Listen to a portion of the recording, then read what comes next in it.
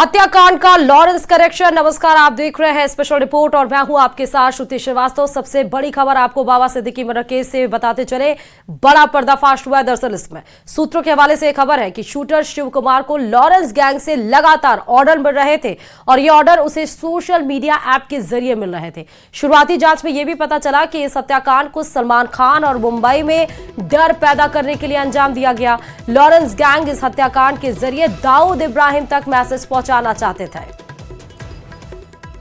तो जांच जारी है। बाबा सिद्दीकी हत्याकांड में कई एंगल्स पे जांच हो रही है, लेकिन इस बीच में बड़ी अपडेट ये भी निकल कर आई कि शूटर शिव को लगातार लॉरेंस से सोशल मीडिया के जरिए ऑर्डर्स मिल रहे थे कि अब शूट करना है, कैसे शूट करना है, कब शूट करना है, सारे ऑर्डर्स दिए जा रहे थे। हालांकि ये दावा तभी एक पुष्टि की गई थी, लॉरेंस गैंग का नाम आ रहा था, जब गिरफ्तारी हुई थी दोनों शूटर की और देर रात पूछताछ हुई और उसके बाद से पता चला कि ये कहीं ना कहीं लॉरेंस गैंग से जुड़े हुए हैं। लेकिन अब पोस्ट वायरल होने के बाद और जिस तरह से मामले की कार्रवाई आगे बढ़ रही है इस मामले में, उसी हिसाब से अब एक एक तार कहीं ना कहीं जो जुड़े हुए थे इस मर्डर केस से वो खुलते हुए नजर आ रहे हैं। और जो शूटर शिव था उसने साफ तौर पर बताया कि उसे लगातार लॉरेंस की तरफ से, लॉरेंस गैंग की तरफ से लगातार उसे ऑर्डर्स दिए जा रहे थे कि बाबा सिद्दीकी का मर्डर कब करना है, कब उनको शूट करना है। और इसके पीछे का मकसद सिर्फ ये था कि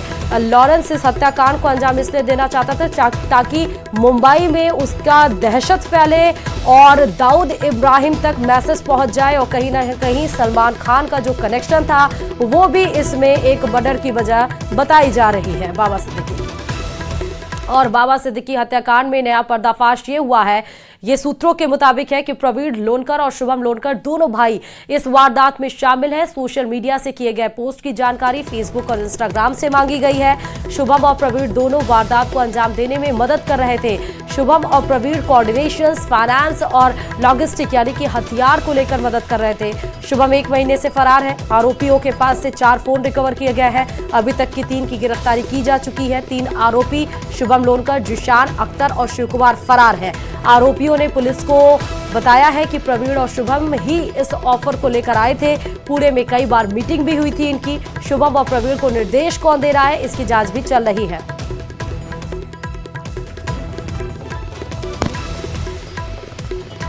तो बाबा सिद्दीकी मर्डर केस में यह बड़ा पर्दाफाश हुआ है। दोनों भाइयों ने ही शूटर को ऑफर दिया था। पुणे में शूटर के साथ कई बार बैठक हुई थी, तब जाकर ये मीटिंग कंफर्म हुई।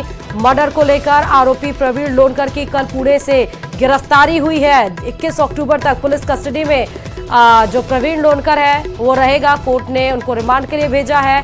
बड़ी खबर आपको इस वक्त ही बता रहे हैं। और इधर महाराष्ट्र के एनसीपी नेता बाबा सिद्दीकी की हत्या के आरोपियों के ठिकाने पर पहुंचा है न्यूज 18। तीनों आरोपी मुंबई के कुर्ला इलाके में किराए पर रहते थे। वो पिछले काफी दिनों से रैकी कर रहे थे और इसी पर देखिए ये खास रिपोर्ट। बाबा सिद्दीकी की मौत के बाद जहां दो आरोपी गिरफ्तार किए गए हैं, उनकी द्वारा पूछताछ में ये सामने आया है कि वो तकरीबन 1.5 महीने तक कुर्ला में रह रहे थे। सितंबर 2 तारीख को मुंबई आए थे, जिसके बाद उन्होंने कुर्ला में घर लिया था। हम कुर्ला के बेल बाजार में इसी जगह पे खड़े हैं जहाँ पे ये आरोपी सितंबर 2 तारीख से रह रहे थे।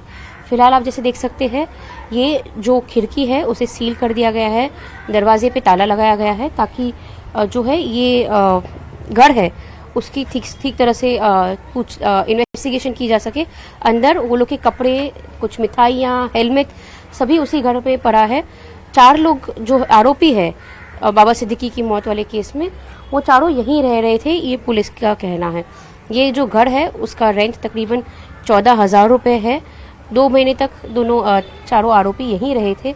इनफैक्ट यहाँ जो ये 4 आरोपी की बात करें, कुछ लोग उत्तर प्रदेश से थे, कुछ लोग हरियाणा से थे। यहाँ तक कि जो 2 आरोपी है जो धर्मराज कश्यप और शिव कुमार, जिसमें से शिव कुमार ने जो है गोली चलाई थी बाबा सिद्दीकी के ऊपर और धर्मराज के हाथ में चिल्ली स्प्रे था। वो दोनों पुणे में रह रहे थे। पुणे से दोनों को मुंबई भेजा गया और उसके बाद ही जो है वो लोग ने यहाँ रहना शुरू किया।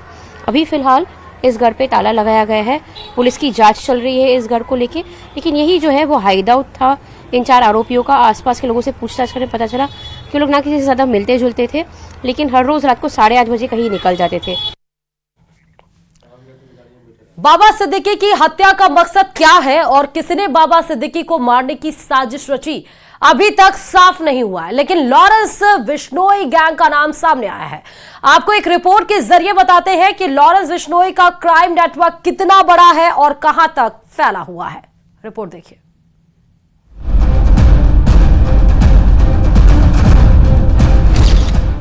करीब 1000 शूटर देश के 11 राज्यों में फैला साम्राज्य, दुनिया के 6 देशों में जुर्म से दहशत, गुजरात की साबरमती जेल में बंद कुख्यात गैंगस्टर लॉरेंस बिश्नोई की दहशत इस समय देश और दुनिया में है। जराइम की दुनिया में एक कहावत है, जिस किसी को भी लॉरेंस बिश्नोई से धमकी मिलती है उसके अंत का काउंटडाउन शुरू हो जाता है। लॉरेंस बिश्नोई के गुनाहों की किताब के हर पन्ने पर जुर्म की स्याही से वो कहानियां लिखी गई हैं, जिन्हें पढ़कर हर कोई खौफ में आ जाता है। लॉरेंस बिश्नोई के गैंग में 1000 से ज्यादा शूटर होने का मतलब साफ है कि जुर्म का ये कारोबार कई देशों और भारत में कई राज्यों में फैला है। सूत्रों की माने तो देश के 11 राज्य पंजाब, हरियाणा, मध्य प्रदेश, उत्तर प्रदेश, राजस्थान, बिहार, पश्चिम बंगाल, उत्तराखंड, महाराष्ट्र, झारखंड और गुजरात तक लॉरेंस के गुर्गे एक्टिव हैं। यानी इन राज्यों में लॉरेंस किसी की भी सुपारी ले सकता है, किसी को भी मौत के घाट उतार सकता है। लॉरेंस बिश्नोई का गैंग सिर्फ भारत ही नहीं बल्कि इस गैंग के तार कई देशों में हैं। अमेरिका, कनाडा, अजरबैजान, पुर्तगाल, यूएई, रूस तक लॉरेंस गैंग का नेटवर्क बना हुआ है। सूत्रों की माने तो इन देशों से लॉरेंस अवैध हथियार की तस्करी करता है, ड्रग्स माफिया के साथ काम करता है। इतना ही नहीं, भारत में लॉरेंस गैंग के जितने भी अपराध होते हैं उनके पीछे जो फंडिंग होती है उसमें उगाही का पैसा बड़ी भूमिका अदा करता है। जैसे अवैध हथियार, ड्रग्स का धंधा, केबल ऑपरेटरों से उगाही, रेत माफिया, शराब कारोबारियों और बिल्डरों से वसूली। ऐसे तमाम काम हैं जो लॉरेंस बिश्नोई का गैंग यानी उसके शूटर करते रहे हैं। टोल नाके से भी अवैध वसूली में यह गैंग बहुत आगे है। लॉरेंस बिश्नोई का क्रेज इस कदर है कि कम उम्र के लोग उसके गैंग में भर्ती होना चाहते हैं और उसकी एक वजह यह भी है कि गोल्डी बराड़ ने लॉरेंस बिश्नोई को सोशल मीडिया पर अपराधियों के बीच हीरो बनाया। उसके पेशी पर आते जाते वीडियो बनाकर सोशल मीडिया प्लेटफॉर्म पर अपलोड किए गए। इस तरह से अंडरवर्ल्ड में लॉरेंस गैंग का खूब प्रचार प्रसार किया गया। इस गैंग का स्लोगन है जय बलकारी। लॉरेंस गैंग के जुर्मों की वजह से लोगों में दहशत बनी हुई है। 29 मई 2022 को सिद्धू मूसेवाला हत्याकांड की जिम्मेदारी लॉरेंस गैंग के गैंगस्टर गोल्डी बराड़ ने ली थी। 20 सितंबर 2023 को कनाडा में आतंकी सुखदोल सिंह की हत्या की भी जिम्मेदारी लॉरेंस बिश्नोई गैंग ने ली।